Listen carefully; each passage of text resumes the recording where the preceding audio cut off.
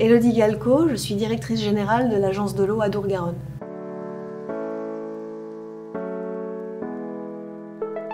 Alors le premier levier, c'est la sobriété. La sobriété, c'est la solution sans regret.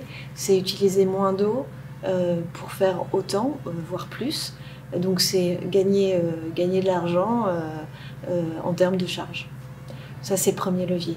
Deuxième levier, alors il peut y avoir un sujet de disponibilité dans le temps. C'est-à-dire qu'on peut avoir de l'eau l'hiver, mais on en a besoin l'été.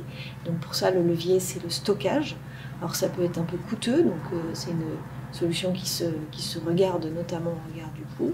Ensuite, on a des solutions alors, qui vont être plus pour les agriculteurs, qui vont être notamment des pratiques agroécologiques. Pratiques agroécologiques, c'est un nom qui recouvre beaucoup de solutions techniques qui vont dépendre de l'agriculteur, de ce qu'il cultive et de son territoire. Ça va être par exemple le fait de moins travailler le sol, qui va permettre de mieux stocker l'eau l'été, mieux la retenir, la ralentir, et puis aussi d'avoir des cultures qui vont aller aussi mieux la chercher l'été, avec un système racinaire qui va se développer davantage. Et puis enfin, si je dois encore donner un levier, par exemple pour l'industriel agroalimentaire, il y a le sujet de la réhute.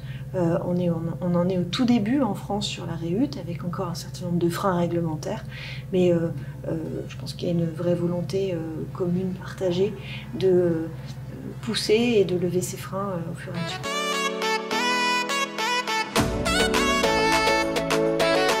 Alors, à l'échelle du bassin à Dour-Garonne, on identifie un déficit en eau de 1,2 milliard de mètres cubes à horizon 2050. 1,2 milliard de mètres cubes, c'est plus de 1 litre sur 2 de ce qu'on prélève aujourd'hui. On n'aura plus la possibilité de prélever demain.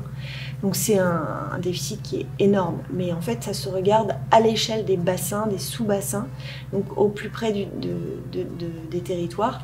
Et pour ça, le premier sujet, c'est à l'échelle de ces petits territoires, de faire les études pour savoir ce qui en sera demain de la disponibilité en eau, et de regarder ensuite comment est-ce que on peut se préparer en mobilisant tous les leviers.